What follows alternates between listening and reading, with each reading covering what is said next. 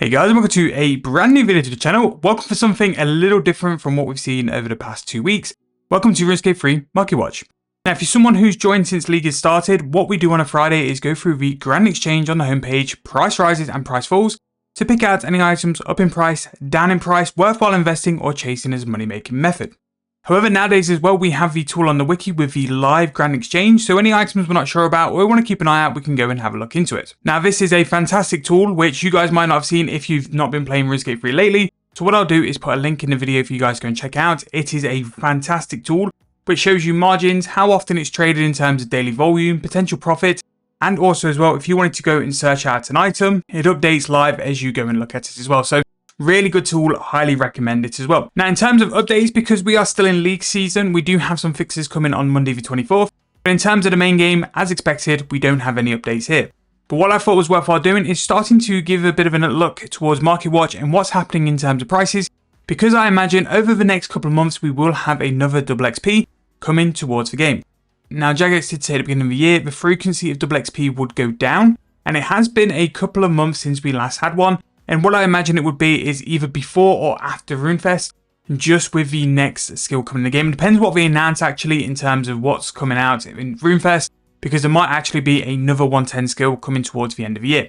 However, we are not here for that. We are here for one thing and one thing only. Welcome to Marketwatch, where we go through the price rises and price falls on Runescape free this week. So getting started, we have Bronze Dagger, now 3,000 coins each. You might laugh at thinking that's something to point out, but bronze bars are around 1.5k each. If you are going to start a brand new account, starting free to play, that could be a really good way for you to train your smithing up and also make a little bit of cash depending on how you want to make some cash as well. We have Gloves of Subjugation up to 2.1 mil. The Garb is 2.4.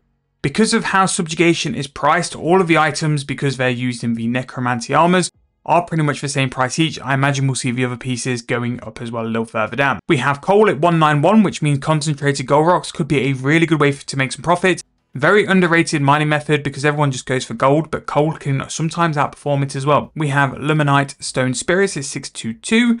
A Ring of Luck, 1.7 thousand coins, and Powerful Ghostly Ink at 21.7k. Never underestimate how good Ghostly Inks are. You are hampered a little bit by buy limits, but you can make so much profit.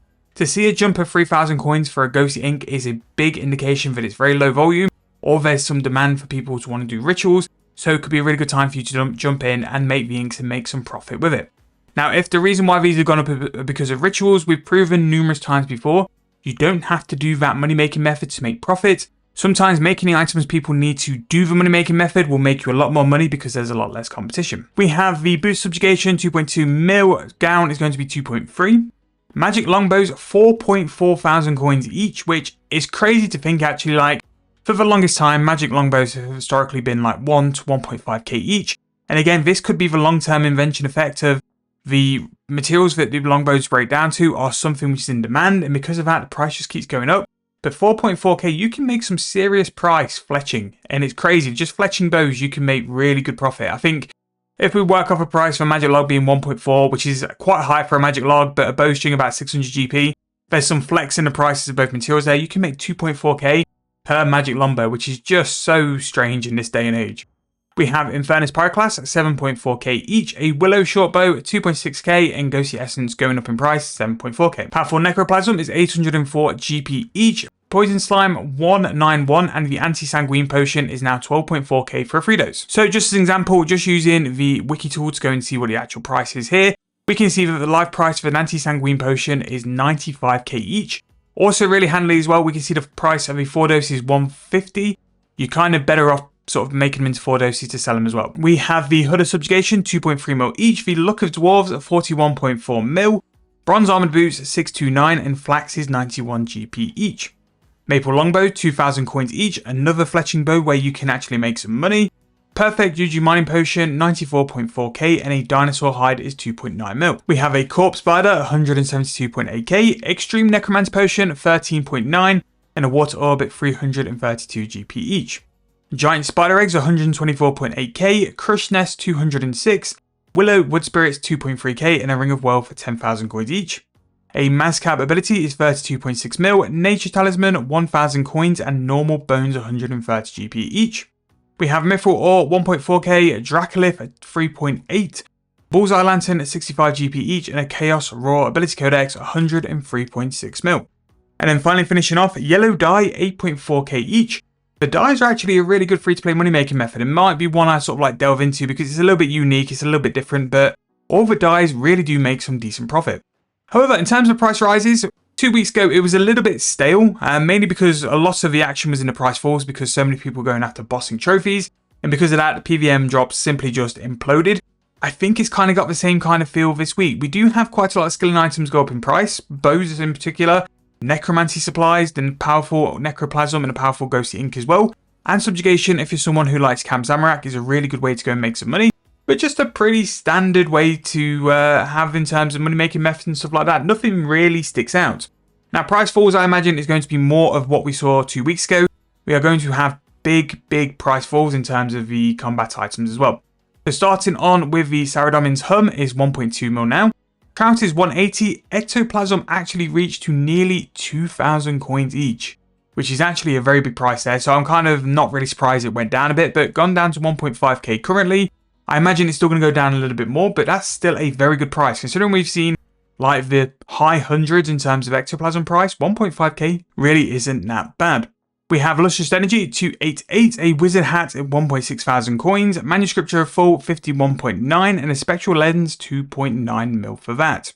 A Rune Hatchet 8.2k each, Zamorak Essence 1.7, Adamant Ore 1.1, Baneite Stone Spirits 469, and the Robe of the First Necromancer now 170 mil. We have Astral Runes at 379, Steel Plate Bodies 4.6k each. Could be worth keeping an eye on these because these will be for Steel Titans in some points and some situations as well. Steel Titans are still very handy, so you could make a little bit of money, obviously with 99 summoning, but it could be a chance to cash in, get some summoning XP, and make a lot of cash with it as well. We have the Hand Wraps of the First Necromancer, 5.9 mil, Gleaming Energy, 331, Shin Chompers, 829, and the Mystic Wand is now 14.1k. The Foot Wraps of the First Necromancer is 33.8 mil, Headless Shafts, 56 GP each, Crown of the First Necromancer, 24.3 mil, and a Snapdragon Seed, 1.6k for that. Hellfire Metal now 6.6k each, Siku Seed at 9.4k each, Teasing Stick 1.9k, Imp Hide 601 GP, and the Armadillo Armor Set now 14.3 mil, which is considerably more than I thought it'd be worth. But again, armor sets are weird. Sometimes they're very like stagnant in price, they don't really change and don't really reflect the kind of price the individual pieces will be selling for.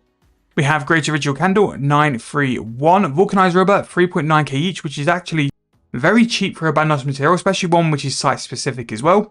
Extreme Ranging for a free dose is 8.5k, Adamant Body plus 2 is 54.3. A Beaver is 2.3k each, and the Road Bottom of the First Necromancer 124.9 mil. We have Shadow Glaze for offhand and main hand 3.3 to 3.8 mil, again incredibly cheap for what is quite a useful weapon. Tier 85 is really nice for a way to train up until some of the higher tier stuff, and they disassemble into really good components as well. Those shadow components do come in help when you look for certain perks, so really surprised to see those kind of prices there. Again, like the PVM prices aren't as brutal as what we have been. Again, things might have stabilized because again, a lot of the player base will be on leagues, but really interested to see they're still so cheap. And then finally, the Steel Bar 1.4k. So price falls also not too bad. There's a couple of things to be keeping an eye on, a couple of things you can make some money with, but again, the First Necromancer set, obviously people are doing that to hunt for the trophy, rightly so, because I imagine it's a really cool trophy as well. Because of that, that's gone down. It seems that God Wars 1, God Wars 2 has healed a little bit, but there's still some very cheap archaeology material. I mean, Hellfire Metal being 6.6k, that's something which is used in Binding Contract. Historically, one of the most stable archaeology material items. Vulcanized Rubber as well. Extreme Ranging has had a massive push up, but it's starting to trickle back down. And yeah, those glaives, if you're someone who's looking to train your range and upgrade your setup, it's a really good way to get a very decent weapon in terms of that as well. But thought it was time to bring Marketwatch back into the fold because we have a lot of released content. I think these kind of videos are nice to keep an eye on what's happening in the main game, and to be fair, it seems a little bit stagnant, but a lot of the play base in a minute are on leagues, but I imagine that's going to start changing over the next sort of week, maybe 2 weeks, when people start completing what they've got set out to do in leagues, get their Dragon Trophy, and then also move back to Runescape. But if you guys are looking for a progression series to watch, I'll put the corner in the video, the progression series I've done on the main account. Really hope you guys have been enjoying the videos. If you have, please make sure to leave me a like, subscribe to the channel. I'll see you guys very soon in the next video.